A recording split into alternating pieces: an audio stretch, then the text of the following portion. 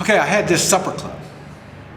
Now this supper club was good because the hours was 5 to maybe 12 or 10 to 2 in the morning. It depended on the day of the week. And I could close it up anytime because it's my place. So I only worked in the evenings, and that was only 5 days a week. See, Tuesday, Wednesday, Thursday, Friday, and Saturday. So that left me with a lot of spare time. Now, with this spare time, I took some college classes, learning the body and stuff like that. And then I started learning acupuncture and Hoi Chi. I started on Hoi Chi. But one of the coolest things that I did is I bought some paintball guns. And so I bought, I think, a dozen paintball guns. And I invited my friends, and we'd go out in the country and we would shoot each other with paintball guns. We had a lot of fun. And then next thing I know, I bought another dozen of them. So now I had 2 dozen of them, and then I started charging people. I charged them $20 to come play, and then I'd sell them all the paintballs. And so, you know, I didn't get rich, but it was a lot of fun. It paid for my guns, and it paid for me having fun. But the cool thing was, the SWAT team, they got a hold of me. And they said, well, can we borrow your guns to do some SWAT team training? And I go, well, yeah, no problem. But you want me to come along and show you how they work and everything? And they go, yeah, okay. And so then I was over there, and then they'd do all their training, and I'd be showing them how the guns, and you know, when they jam, I'd clear the jams and stuff like that. And then finally I said, well, I'll tell you what, you know, what you do, the police or the SWAT teams, and they have policemen play the bad guy. So everybody knows what everybody's going to do. And I said, how about me being the bad guy? You guys come in and shoot me and kick on me and beat me and do what you're going to do. And they said, well, yeah, you don't mind that? And I go, hey, no, it sounds fun. And so then that's how I started training with SWAT teams. And then what they do is they'd go through their procedures on how they do everything, and then they'd come in, and then I'd shoot at them, and they'd shoot back, and it just got going more and more. And then as time went on, I started doing like, oh God, 1 a month I was doing these. And then I'd go to different towns and start doing theirs.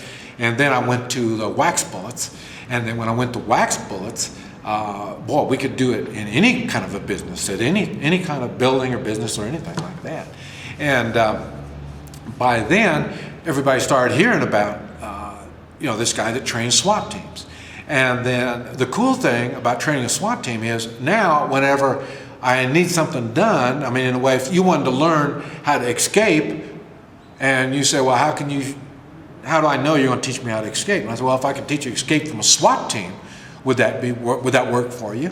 And then, yeah, everybody love it. So then what I would do is I would teach you, and then after you've taught, and then I'd arrange a SWAT team to come in and get us. And then they'd get you the first couple, 2 or 3 times, and then you finally understand how to escape, and then you'd learn how to do it. And that's how I got started in training individuals. And then, like I said, with the wax, before the wax, we had people would donate their old farmhouse to the fire department to get it burned. And then,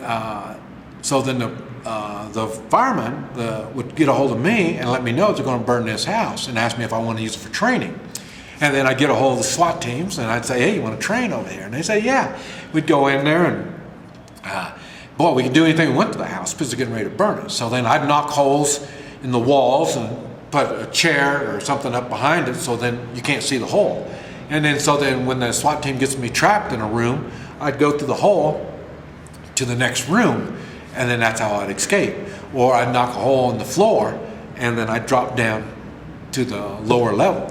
You know, so I mean, it was a lot of fun, and learned a lot of stuff. And then when we'd finish up, I'd let them get me trapped in one room there, and then I'd set smoke bombs off so then everything they can't see or anything. And they come in to come get me.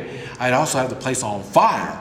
And it'd be flames going, smoke going, and all this, and then I'm gone and escaped again. So, I mean, it was really fun. And then the fire department, I'd have to come back, I'd escape and come back in the back and start pulling everybody out because it'd be so much full of smoke they can't do anything.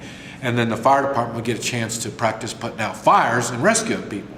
So we had a lot of fun doing that. So, but then I started going to the wax bullets. And then with wax bullets, we could do any place and all like that. And I had a judge that wanted to know if his courtroom was safe.